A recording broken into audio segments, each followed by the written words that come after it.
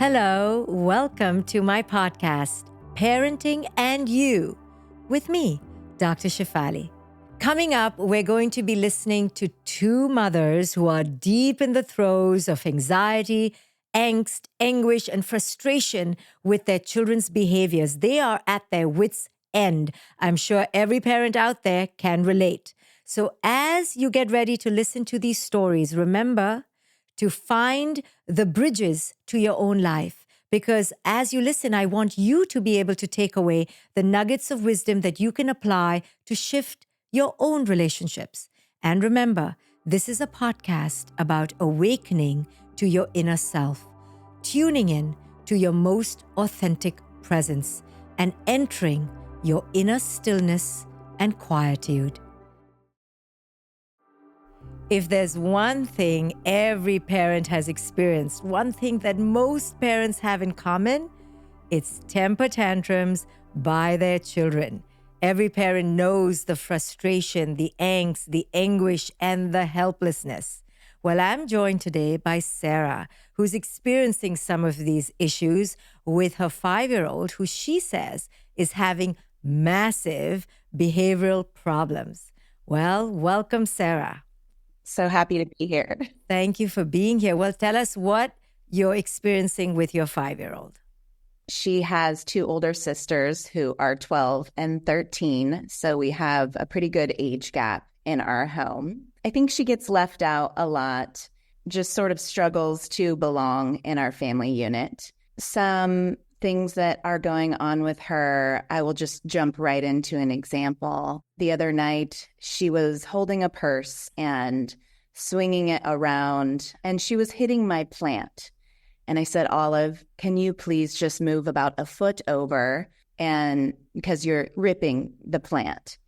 And we have this big open space house, so there's plenty of space. And she says, no, I need to do this right here.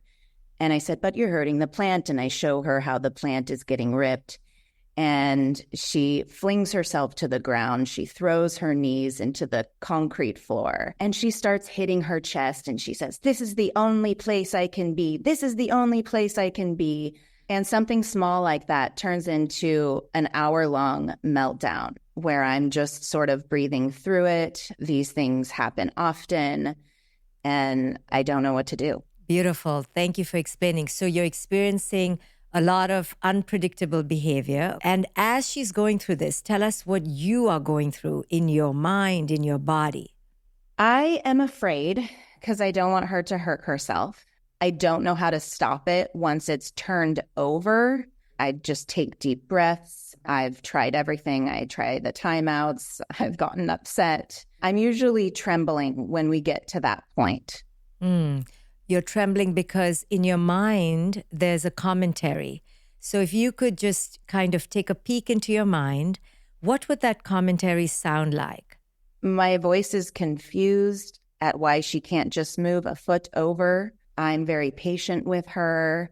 I don't understand why she won't just hear me. She will actually say, I can't hear you. My ears are closed. My eyes are watery. She shuts down and blocks me out. I'm just out of ideas of how to handle it. The rest of the household gets worried. Beautiful. So there's a lot of emotion, do you see? So let's just break it down for you and for the listener.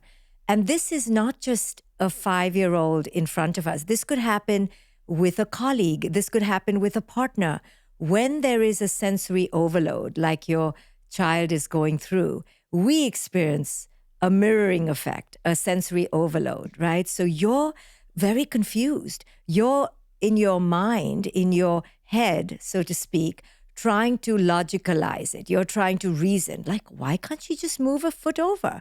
Why is this person acting so unreasonable? Why can't she? Why can't, right? So what I want us all to notice here, the listener and you, is that we are entering a resistance in our mind. We are feeling that the other needs to change. And this is where things begin to spiral out of control. You're looking as if she should have the logical sense and the reason and the mental capacity to regulate, to follow an order, to follow a command. And she's not. Well, guess what? Most 5-year-olds cannot process a lot. And what I feel she's trying to communicate to you is that you're not connecting to me, Mom. You are always asking me to change, and I can't. And you, in your mom state, in your adult state, are in your head wondering, it's so simple. It's 1, 2, 3. It's XYZ. Why can't the child just follow my instructions? And there is a huge gap, a chasm between the two of you, isn't there? And you're at a loss, you're confused, and I'm sure you're getting more and more stressed as the minutes pass by. Yeah, definitely. So do you feel your own emotions becoming more and more dysregulated as you watch her melt into a spiral? Oh, absolutely. Yeah. So you're just at a loss. But guess what? She's at a loss. Our children need us in those moments to contain them. But let's go right to the beginning.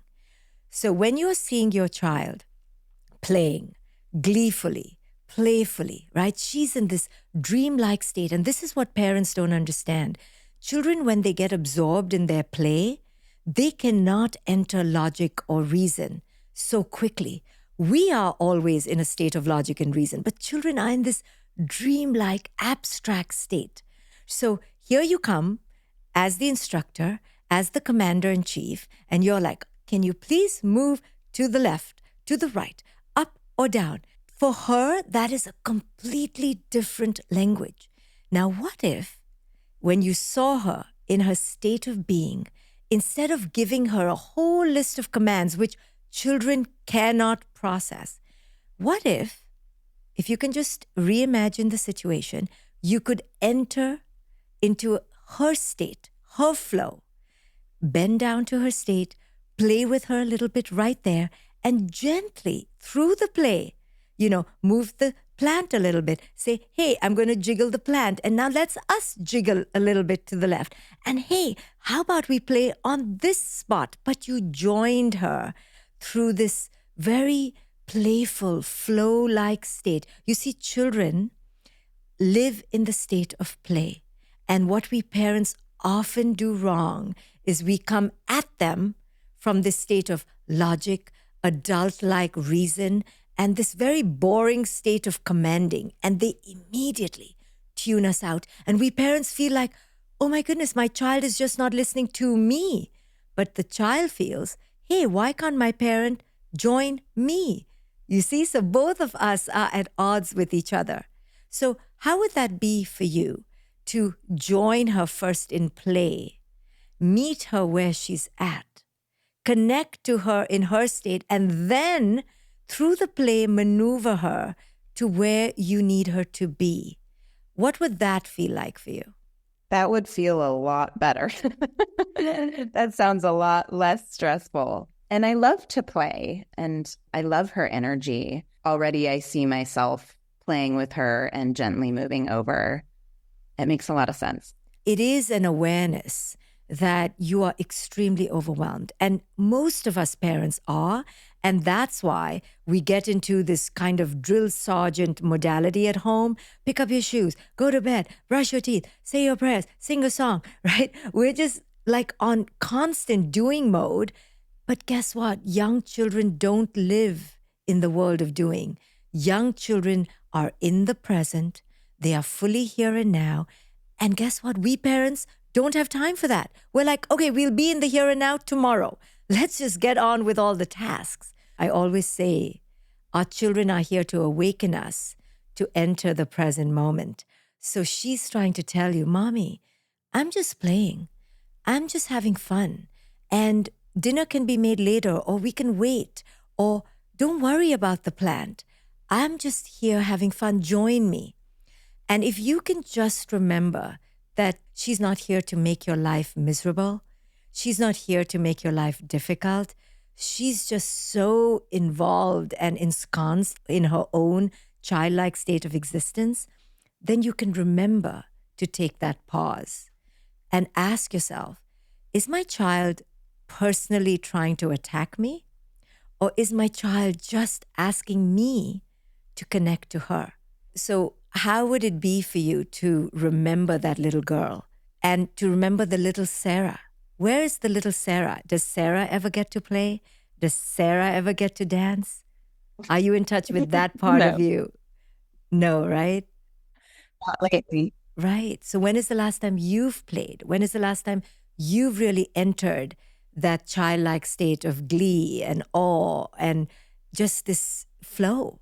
Yeah, I haven't been creating time for that. And this child in front of you is your last mirror, your last reminder of, hey, mommy, you're too far out in the future.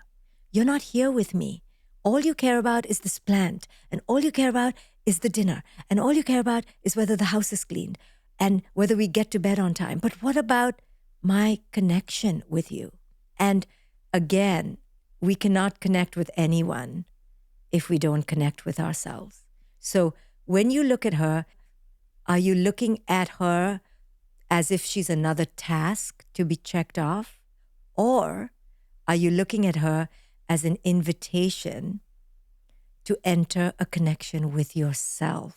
I love that so much. It just reminded me of a moment when I was a little older than Olive, maybe 7, crying in my room, just wishing my mom would play Barbies with me.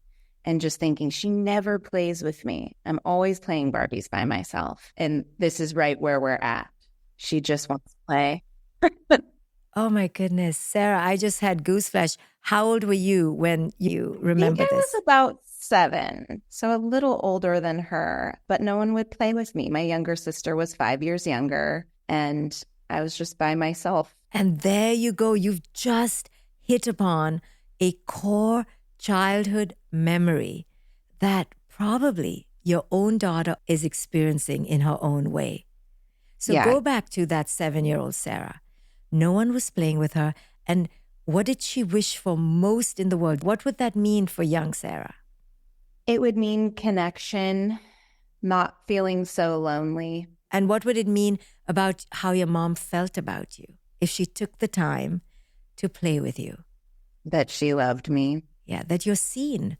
You're more important than the plant or the tidy house, right? You're more important. So how do we communicate worth to our children? Well, guess where it starts?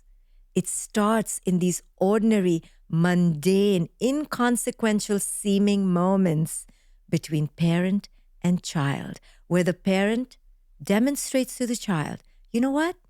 I'm going to put off the stove and I'm going to take few minutes out to show you that you are important to me. And I'm going to do that by bending to your level and joining you where you are and showing you that nothing is more important to me right now than you. Now imagine if Olive got more of what you never had, what kind of adult she would grow to be. I love that. So she is your reminder to enter the present moment. And children don't need much. All she needed for you in that moment was to play with her. And then through the play, you correct her in whatever way. So I always say, first connect, then correct. So remember, your child has needs, desires, wishes, and wants just like any adult. And she just wants to be validated. She wants to be seen. She wants to be connected with. And then she'll show up for you because you're showing up for her. I love that. Such good advice. So let's remember that, to take that pause, to ask, what does my child need right now? How can I connect? And trust me, you will avoid a whole load of conflict later. So thank you so much for sharing your story with us. Thank you so much. I really appreciate it. Amazing advice. So what we just heard in Sarah's story is such a universal phenomenon in parenting. We often forget that we are raising children. Somehow we think we're raising mini adults and we begin to treat them like adults. And what we fail to realize is that children do not speak the language that we speak. They speak a different language. And attuning to that language is key. You know, in my book, The Parenting Map, I teach parents how to attune to their children. I write here, attunement is an art and a daily practice. It's not just a pretty concept, but it is an active way of parenting our children. When we attune to our children, we adjust our energies to match their needs in front of us. So, what Sarah was doing is that she was operating from this adult, logical, reasoned place of commands and directives. And what she was forgetting is that her child was speaking through the language of play. So, that misattunement, that mismatch between Sarah's expectations and her child's needs, now that was the cause of the temper tantrums. Not that her child was, quote unquote, a bad child or a disrespectful child or a dysregulated child. It was because the parent, in this case Sarah, was failing to attune and match her child's energies and needs. And most parents do this. You know, in our quest to raise an adult, we forget to raise the child before us. So up next is another mom who's going to be sharing her struggles with her teenager. Now, you know how teenagers are, so I can't wait to hear this story, so stay tuned. Isn't parenting literally one of the hardest things in the world? No one tells us before we become parents the challenges we're going to have. Well, joining us now is Celeste. She's going to be talking about the challenges she's having with her 13-year-old son. Yes, we're going to be talking about teenagers. Welcome, Celeste. Hello, Dr. Shefali. Tell us what you've been going through. I know you're going through a lot. My son turned 13 in October, and it really changed suddenly. You know, when I thought I had the parenting kind of going, you know, I also have a 10-year-old, and now I feel like I don't know anything. Like I read all your books and I'm here with no, you know? Yeah, what I'm hearing you say is that suddenly you felt a disconnection with him and things really began feeling different and out of control. Okay, so describe his behaviors. He has classic teenager, you know, like the bad mood and the grumpiness. He occasionally shouts at me like, shut up, you don't know anything. My main concern is that he is not doing school at all. Doesn't do it. It's very triggering for me. Like to see him, why is he doing this? Why is he just not caring? And, you know, he's putting himself up for a lot of suffering. Why is he doing this? The more I tell him to do it or to pay attention to it, he shouts and say, so he refuses to do it, basically. He's at risk of maybe repeating the grade. Yeah, I can hear how scared you are. And I can hear how frustrated and helpless you're feeling. Yes. Like, what can I do? I don't know what to do. Yes. You know, it tells me he doesn't want to talk about it. So it's like I can't bring it up or I can't talk about this, which is important, you know? Yes. And I don't know. And the video games is also a problem. And yeah. I can hear a lot of powerlessness in you, that you're feeling so paralyzed. I don't know how to help him. Why is he doing this? And like you say, what am I doing for him to rebel like this? So often when we fixate on one child's behavior, we forget that they are operating in a context, right? We're always operating in a context. In Eastern spirituality, it's called we are operating in a cause and effect and a cause and effect and a cause and effect, which means that nothing is on its own. Everything is creating the next effect, which is the cause for the next effect. So let me ask you, let's leave your son on the side for a second. What else is going on in Celeste's life? I'm going through a divorce. Mm-hmm. We've been separated for 3 years already, so the kids are always with me. Yeah, that, you know, trying to live your life also besides being a parent, which is basically all I do, to stay with them. So if you have been going through this for the last 3 years, when did the stress in your relationship first start to show its head? Would you say 7 years ago, 6 years? Give me a number. Yes, I would say 7, 8. Yes. So that would mean when your son was around 6 years old? So I would say yes, maybe 6, 7. Remember when you first started talking to me, you said that all of a sudden he changed? Yes, maybe he changed his behavior. That's Right. So there you go. Nobody suddenly changes. And I really want the listener to take a pause here, because we become aware of things when they show up on the surface, but it takes a long time for things to bubble up to the surface. So you see, your son has been living in a stressful environment since he was 7. Now, does that change how you look at him? Because when you look at him as somebody who just turned into a monster in a second, you see how different now your heart softens a little bit, doesn't it? yes, yes. So go Yes. go back to who he used to be when he was really young, before your troubles in your marriage started. Who was your son back then?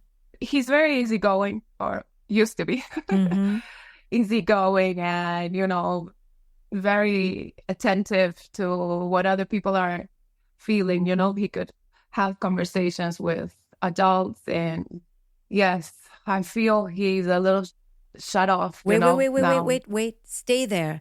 Because when you were talking about him when he was young, I just saw your whole energy change. So describe Leon as a young child. You said to me he was sensitive, he was easygoing. Remind me of who he used to be back then. Yes, very active, lots of friends. He's not particularly into school, to be honest. He loves soccer, playing soccer. He used to. What you're describing is a lively, sweet, and very sensitive child. Yes. So now that child is growing up in your house, and mommy and daddy are experiencing stress and conflict. So from his eyes, if you could imagine his being, put yourself in his place, what was he observing as he saw mommy and daddy live their marriage? What was he observing? Yeah, no, there was a lot of aggression and fighting. So, yeah. Do you think he saw some of that? He observed that? Yes. Yes. And how was mommy during those times of stress? Oh, I was very reactive. Yes. Everything led me to a change, in my parenting and my life. But yes, I was very reactive. I guess I was always on edge, ready to explode. When you were reactive and ready to explode, as you say, were you doing that because you were a bad person, or were you doing that because of something else? I guess I was overwhelmed with everything. Maybe I feel like a bad person a little. Yes. Because of that. Yes. You were feeling helpless. You were feeling not like, quote unquote, a good wife, right? You had a young child at that time. Your younger one was 3 years old. You're watching your whole fantasy of perfect family life fall apart. So you were feeling very helpless and paralyzed inside, weren't you? Yes, I guess so, yes. But how did it show up on the outside? As aggression, right? As reaction. I wasn't patient with them, with the kids. Yes. So your little is observing all of this and absorbing all of this. See, we don't realize that our children are sponges. Now, I know this is making you feel more guilty, so just sit with it. I know you're hearing, I'm a bad mother, aren't you? So just relax. I'm going to show you that you're just a human mother. And yes, you're not perfect. None of us are. So our children, we forget, are sponges, especially sensitive children like your son. So they absorb our energies, our moods. Now, as much as you are watching your fantasy crumble, so is your son. He was older, so he could pick up way more than your child. So he's absorbing it all. And just like you are now aware that when you were aggressive, you were actually helpless. So now, when you see him being aggressive, can you understand that it may be a reaction to his feeling helpless? Yes, now that you say it, yes. How many years were you holding on to stress in your marriage before it began erupting? How many years would you say? 5, 6 years. Yeah. Yes. And you see the same with your son.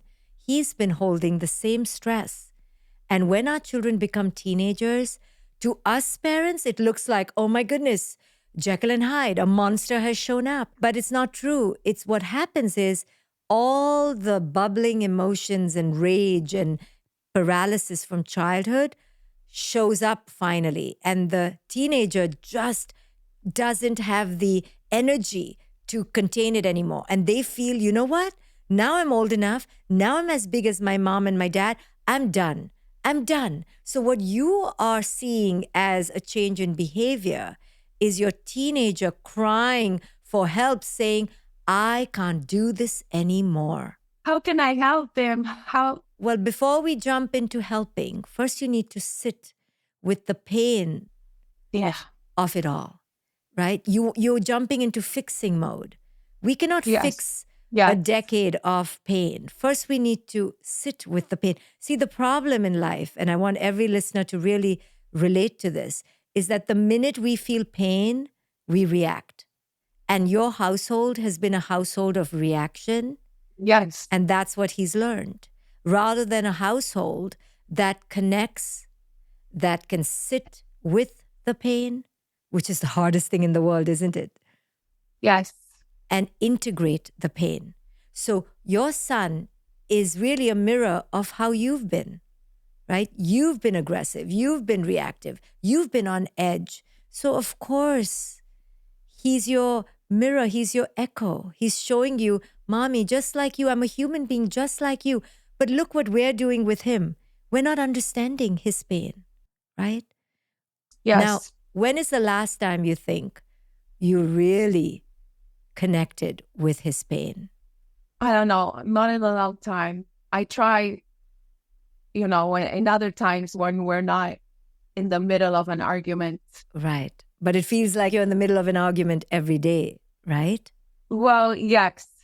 He's not receptive to a lot of talking, even if I not as an aggressive and attacking mood. So I want you to just pause for a second, because as long as we label our children as aggressive, as edgy, they're not in the mood, they're not receptive, we then become paralyzed because we're pitching them as the enemy. So obviously we become really helpless and you're getting stuck there, right? So what if we flipped it around and looked at ourselves, right? Am I connecting to him, or am I constantly trying to fix him? You see, you've been in fixer mode. You're in disaster management mode, aren't you? Yes. I'm always trying to fix. You're right. Yes. You're telling him what to do. Yes. You're telling him all the things he hasn't done. Yes. You're probably always frustrated or with an edge in your voice. I try not to. I guess. I'm not very successful. Your 13-year-old boy is still that sensitive little boy inside.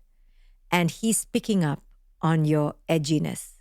And he's mirroring it right back to you. He's showing you how he feels. You're just not picking up on it. You're just labeling it as bad. But he's telling you, remember how you felt, Mommy, when you were yelling and screaming at Dad? And you felt helpless and you felt sad? I'm feeling the same way. I'm just disguising it, just like you did. And you're missing the signs, right? You're just focused on the behavior, because that's what we adults and we parents do. We get so scared by the behavior, but we're missing our children's needs underneath. Imagine if you one day went to him and said, you know what? I've been wrong. I've been missing the signs. You have been telling me so clearly that this is not working for you, that you're in pain. And all I've been focused on is get good grades, finish your homework, clean up after yourself, get off the screens. I'm not showing you that I understand you. You are in so much pain, and I get it. I would be worse. I would be angrier. I would be so mad at me if I was you. I get it. Now, we've never done that, have we? No. What's your fear in going to that place? No, I don't have a fear of going to that place. I guess I have to try to find the right moment for that. But what would that right moment be? Sometimes we could, connect and talk without jumping into attacking each other's throats. Right. So are we going to wait for him to create the right moment? No. How do I create the right moment? Well, we create the right moment from many moments of being connected to our heart. You're not connected to your heart, to his pain. You're connected to making him a success and making sure he's not a failure. Yes. Yes. You don't see Leon, the 6-year-old, anymore, do you? No. That's why you jump in to fix, because you're trying to fix your own anxiety, but you're not connecting. I miss I don't know what's going on. It's like I feel so separate from him, What do you think now is going on? Well, he's reflecting me. What is he trying to express? He wants no control, I guess, not to be controlled. Right. He wants control over his life. Yes. And he's not had control over the family for a long time. When children observe a divorce when they're very young, that creates a huge amount of inner paralysis because it's not in their control. He's watching two adults who he loves tear themselves apart by each other, and he has no power. He has been living like this. So it's quite natural that all that emotion then, torpedoes out into this volcano, and he hides in his room behind the screens, doesn't he? Yes. The screen is a big thing. It's like he won't do it and he can hide there. Yes. So your son is hiding. He's not being bad. He's not being disrespectful. He is showing you that he's so done, so tired, so overwhelmed with the pain of his existence so far that he's hiding behind the screens. So I want you to absorb that you're disconnected from who your child is on the inside. Yes, I mean, after reading all your books and I knew it was something to do with me, of course. I see you're becoming emotional. Tell me what's going on. Tell me what's coming up for you. Well, I don't know how to change now, I guess, or what it takes. Well, right now, are you able to connect to his pain? Yeah. Yes. And if you could talk to him right now, what would you say to him? Imagine I'm him. What would you say to me? That I want to be here for whatever is going on with him. I want to be on his side, support him. Yes. I see you crying right now. I see you so soft. You're so in your heart. When you're like this, he will not resist you. Okay. He needs this human. You see, as parents, we sometimes forget that our children need to see us as human, not just as their parent. If he saw that you're in pain, that you're suffering, that you're feeling, that you're caring, without trying to control him or fix him, he will change in how he responds to you. Yes. Okay. Yes, I will try it. It's scary to be in our heart, isn't it? It's scary to go to this vulnerable place with our children. Yes, I feel like I should be the one that has answers, and... Well, has it been working? No. So we have to try something else, right? Yes. Your way hasn't been working. The way of being the parent with all the answers, the parent who's constantly telling him what to do, that's not working. Yes, I feel like I'm the police, always like, get off the screen. Right. Don't go there, yeah. Right. So why shouldn't he be on the screen if he's living with the police, you see? Yeah. You have to go back to being his mom. Go back to being a human being with a heart, not a police with a stick. Then, once you start being human and from your human heart connecting to him, then he'll want to put the screen down and come connect with his mommy. But right now he sees a drill sergeant, a police, and he doesn't want to be around you. Yes, that's true. He does not want to be around me. So you have to become the person that every child wants to be around, that Celeste wanted to be around as a child. Remember who you used to want to be around when you were young? Yes. Well, that's who Yes. you have to become for your children. Yes. Yes, I will. I will try to become that. And guess which moment we start? Which moment? Now. Exactly. Now. Exactly. Right now. Yes. Thank you so much, Celeste. All right. Thank you, Dr. Shefali. I'm so grateful. What you heard with Celeste was a parent struggling. And the greatest connection we can have with our children comes when we stop focusing on the behavior and we begin to ask, what does my child need from me right now? How can I show up differently? How am I being triggered? How am I being dysregulated? This is for every parent, for every child. So as you're listening, try to relate this to experiences you've had in your own life. And I'm sure you can apply the insight and wisdom you've received here in your own life. Ultimately, all our children need is our human presence. Can we show up for them? Can we attune to them? This is what every human longs for, to be seen, to be honored, and to be treated as worthy. If you've enjoyed listening to this podcast, then don't forget to subscribe and share this with the people in your life that you love and you wish to see them grow in their consciousness. And I will see you next time on Parenting and You with me, Dr. Shefali. Parenting and You with Dr. Shefali is for educational and informational purposes only. It is not intended as a substitute for professional medical, psychological, psychotherapeutic, coaching, healthcare, or other qualified professional advice, diagnosis, or treatment.